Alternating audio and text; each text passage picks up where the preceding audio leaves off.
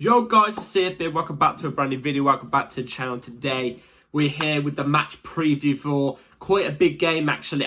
That's again, every single match preview that comes across on this channel at the moment, to do with this club at the moment, it's a big game. It's always a big game. But in terms of club v club, how big the clubs are, it's a big game. Bragging rights there. Chelsea versus Manchester United. In game week 29, I think it is for us. So, yeah, before we do get into match preview, please like, subscribe, hit the bell notification so you're notified every time I load a video. It was the first link in the description of my streaming channel. Go and check that out. Be very much appreciated and all that. So, yeah, let's jump straight into the match preview because there isn't a lot to talk about. It's not a lot to talk about. This might be one of my shortest match previews because I'm actually busy, so I've got to get stuff done. It's coming 9 o'clock as I'm filming this. I've still got to edit and everything, like, you know what I'm trying to say. But it's a big game. Chelsea, United, always big game. Two big clubs. And two clubs who, quite frankly, don't like each other. We don't like them, they don't like us, you know, etc., etc. You know what I'm trying to say?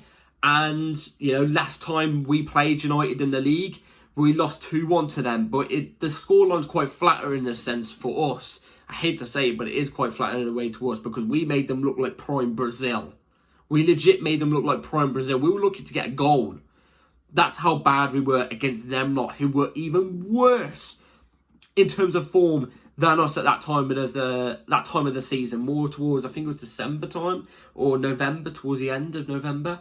They absolutely played us off the park. In my opinion, one of the most despicable, disgusting performances of the season. There's been loads of those. Absolute loads of those. They absolutely played us off the park and made us look like complete and utter idiots. And we was looking to get a goal if it wasn't for Cole Palmer coming up with some individual brilliance. Which, let's be real, it's the story of the season for us as Chelsea fans. There's been no style of play. There's been a lack of, not intensity, because there has been intensity in games. There's been a lack of fight in games. You know, when we go a goal down, we don't fight and claw to bring it back. You know what I'm trying to say? We don't see a style of play. Tell me what the style of play is. I don't know. But it's always been individual brilliance or errors from the other team. That's what we've capitalised on. That's what it seems like our football is right now. If you had to tell me what style of play it is, I'd say it's relying on individuals and individual mistakes from opposite team. That's what I would say.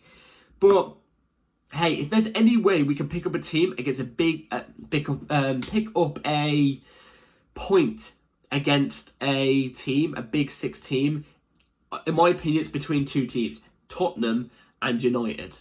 It's between either one of those two teams, Tottenham and United, because they're the two weakest ones out the lot right now. United are the ones sitting the furthest back out of all the big six teams, bar us, obviously, bloody hell. By the way, yeah, real quick before I say anything, I'm now back to the point where I am looking at teams below us, seeing and hoping they drop points. I am back to that part. The only times I've ever had to do that in my entire life is last season and this season. I'm back to that part again. How despicable is that? We have now dropped down to 12th. Bear in mind we've got 2 games in hand, but it's against Tottenham and bloody Arsenal. You know what I'm trying to say?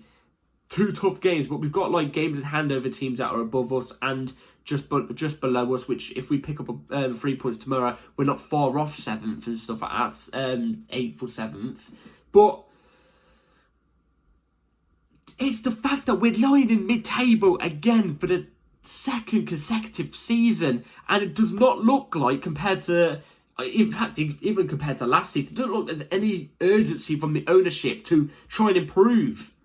I swear to God, they're saying to Pochettino, that's right, keep on going, mate, keep on going. I swear to you, that's what they're saying.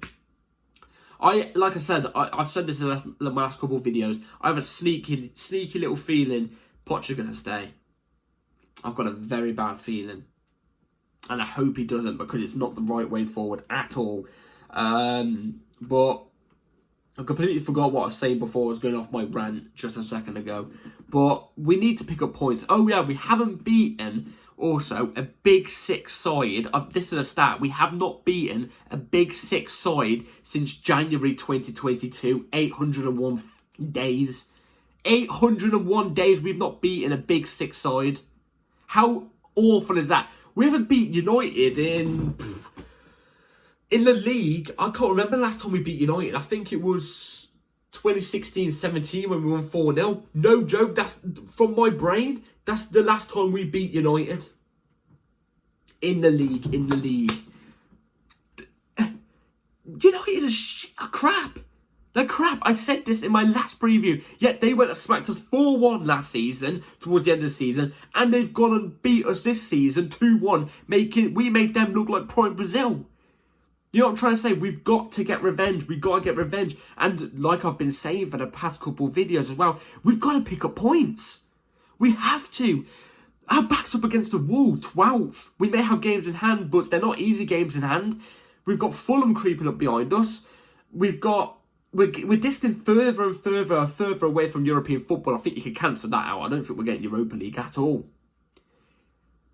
It's another show of a season, mid-table. We have to pick up points because we've got tough teams coming up, you know. You can even look at an Everton game and you can go, that's quite a tough game. You can look at a Nottingham Forest game and say, that can be a tough game. They beat us last time, I'm pretty sure. Or we drew to them, I think, one of the two. And then obviously you've got other teams like, you know, your Arsenals, Tottenhams, Villas. Like, we've not got an easy schedule. We've only got 10 games left of the season. We've got to pick up points, man. We have to. We have to. And this is one of the games. United are there. United are there for the taking. They're not a good team. I know it's quite ironic that I'm saying this. If you're a neutral watching this and you find it ironic that I'm saying it. Sorry. But, like, in terms of the way we play, United are somehow worse than us, yet they pick up more points and they pick up more goals than us. Yet we play better, even though we play awful still. Yet we don't pick it up at all. We don't pick up the points or anything. So we've got to pick it up. They're there for the taking. They've had some big injuries out as well. We've got obviously players out, but we have now Carney Chukwuemeka coming back from an injury. We have Chilwell's ill, so he's still out. Gusto's back as well. He should be in tomorrow. And there's a couple of others maybe that have come back. I'm not too 100% sure, but all the main ones are the ones that I've obviously explained. So yeah, before we do, let's move on to the lineup that I'll go for tomorrow's game. So the lineup I'm going with for tomorrow against United would probably be this right on the screen. So Petrovic in goal, Mark Cucurella left back, Badiashile, Thiago Silva as your two centre backs, Disasi as your right back. Now hold out, hear me out. Enzo Fernandez, Caicedo, double pivot. Madueke off the left, Mudryk down the middle in the cam, Palmer off the right, Jackson as the ST. Now let me explain why I've done this. Petrovic a goal, self-explanatory. Made his first mistake in the last game, but I mean, it's his first mistake in like 20 games. Fair play to him. This is a new league as well. I was expecting more mistakes from him. He's been relatively solid, so I've got to say, just don't make the same mistake, but keep it up at the same time. Cucurella left back, obviously. He's been solid. I think Cucurella's been great since he's come in. Honestly, if we had Chilwell or Cucurella, we had to choose between the two, and they both were at their fittest right now, and both were at their best in terms of form this season. I'm choosing Cucurella. I think he's been better. Badiashile left centre back. I don't think Badiashile was particularly bad in the last game, but there was a couple of times where he's lost concentration. He needs to be more concentrated on the game. Thiago Silva comes back into the side, obviously. I think he should have started over Badiashile last game. Nothing to do with Badiashile, just the fact that Badiashile's only just come back from an injury. I thought dropping him into the squad too soon would be a bit of a mistake. Maybe it could be because we saw signs that he lost concentration, but Thiago Silva has to come back in. I get it, Pochettino's had a bit of a dispute with him because Thiago Silva's wife came out and spoke the truth, but drop that. Bring Silva back in because he's world class. He is. I reckon he will have a good game tomorrow if he comes back in because he's going to want to prove something. Do you know what I'm trying to say? So yeah, Disasi right back. Now this is the one where you got to hear me out because Badiashile Silva partnership completely fine. I'm just worried at the fact that I get it. Gusto's only just come back from an injury, which was like the injury was like 3 days, which is very rare. Injuries that we usually have are more than 3 days, but I have a feeling if he plays tomorrow, he's going to get injured. If we chuck him in and play for the whole game, I feel like he's going to get injured. It's the way Chelsea is. Maybe I've just grown PTSD because of these injuries, but I wouldn't take the risk. I know we got to take the risk. I get that. And that's why I'm saying if Gusto's in tomorrow, I ain't complaining, because I love Gusto as much as the next person. I think he's a great right back, but I just don't want to drop him in, man. I just feel like he's going to get an injury. Like I said, maybe it's just PTSD. I don't know. But yeah, I just choose the Sassy right back. We haven't got another right back there to choose from. Maybe Alfie Gilchrist, but I think maybe if we played a flat four, like a flat four, none of the fullbacks push up, none of the centre backs push up that high either. Play a flat four, maybe it could work. I don't know, but if it has to be out of the one of the two of Mark Cucurella and Disassi to push up, I'd say Cucurella and then Disassi stays back. That's what I'd say. Enzo Caicedo, double pivot. Self-explanatory between the two of them, not because of form. I think Caicedo's been decent. I think Enzo's been decent. Even though Enzo and Caicedo don't get used to the best of their abilities because of the tactics from this bloody cappuccino coach. It's the best we can go to because obviously we've got nobody else there to cover for them if they ever want to rest. So if an injury happens, an injury is going to happen. We can't do anything because there's nobody else there to even come in to give time for Enzo and Caicedo to rest, because obviously Lavia's out injured and we haven't got a backup for Enzo, which needs to happen in the summer. So them two in the middle. Madueke off the left wing. He can play left wing. He's played left wing for England under 21s loads of times. He does well there. Play him there and he's going to do well. I fully believe he'll probably do well. Mudryk in the cam. Play him in that 10. Do not play. If I see Conor Gallagher starting tomorrow after the performance he put in the last game, shocking. By the way, I've seen some of the backlash Conor Gallagher got for that tunnel incident. Over the top. Let's be real there. Over the top. He wasn't being mean or anything. I heard that apparently he saw one of his old teammates and just wanted to go and congratulate him or something like that.